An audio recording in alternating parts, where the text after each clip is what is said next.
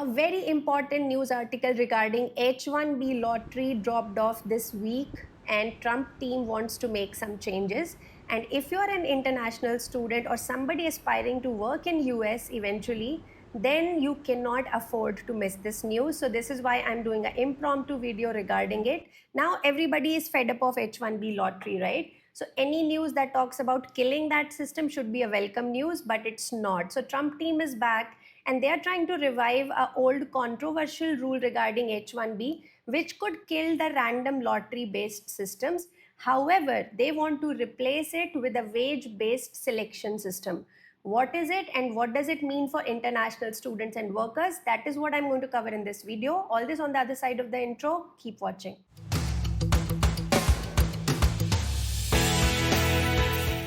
Hey guys, welcome back to the channel. This is Nishta from Scholar Strategy and 24 North Star. So my agenda for today is fourfold. Number one, I want to talk about what is this new proposed rule exactly. Second is how does the wage system work currently and how will it change under this new proposed rule.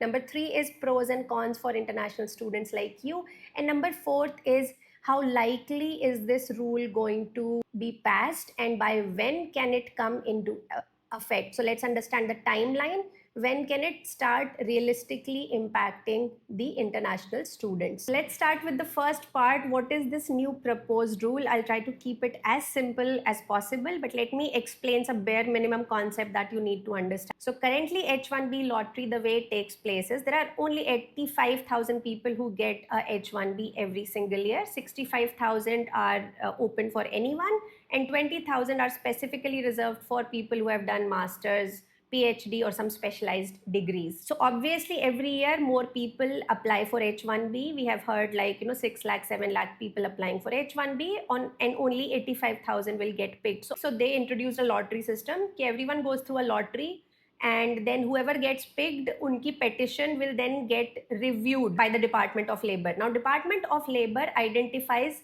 4 wage levels in US. Level 1 is the entry level system, level 2 is qualified level, level 3 is experience level, and level 4 is fully competent level.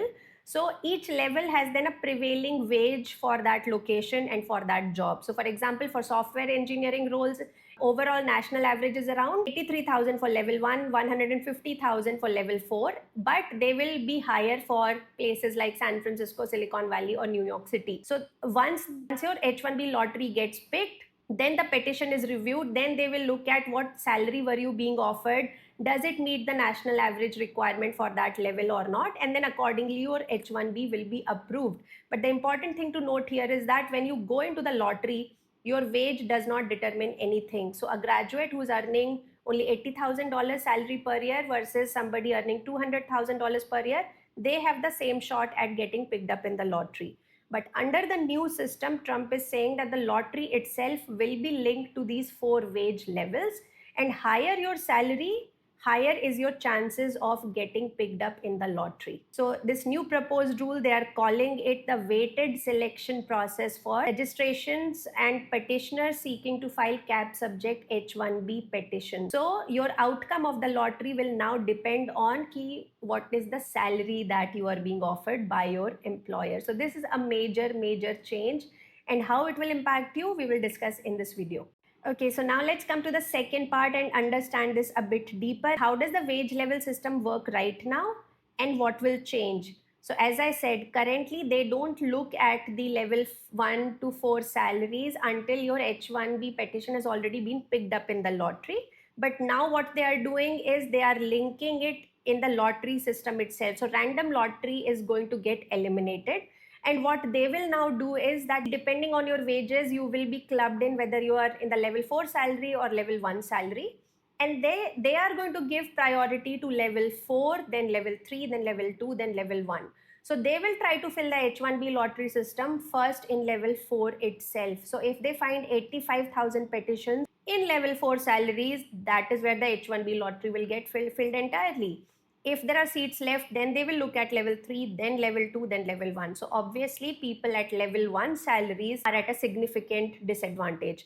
Now how exactly this is going to be implemented is up to speculation. But I was reading this Forbes article and they said there are multiple ways they can do it.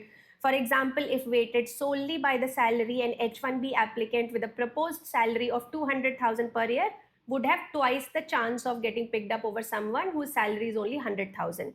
Another way that this rule could be implemented is to conduct a lottery, as in the above example, but give a registrant who's paid at level 4 salary 4 chance. At the lottery, somebody at level 3, 3 chances, somebody at level 1, only 1 chance. So that could also be how they want to implement the weighted system. Now let's look at some hard numbers to understand how this is going to play out. I'm going to show you the average software developer salary for each level for different areas, and then see what how it's going to impact you. So as here you can see in the chart, level 1 salary, the national average for software developer salary is 83,000, level 4 is around 150,000. But if I look at Silicon Valley salaries, the level 1 salary is around 152,000. Level 4 is around 218,000. For New York City, level 1 is 111,000. Level 4 is $181,000. Now, as we were discussing, H-1B lottery, how this will work is, firstly, they will try to fill the lottery using level 4 petitioners itself.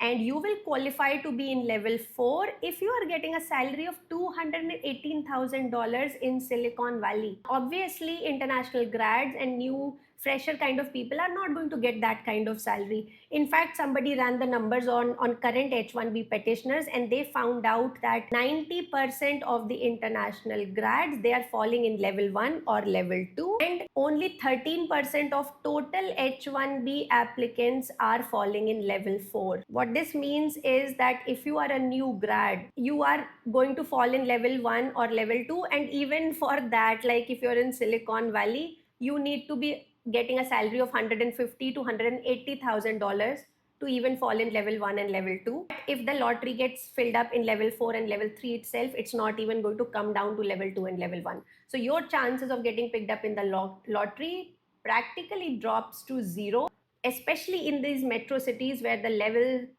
wages are just insanely high. So this is what the whole problem is.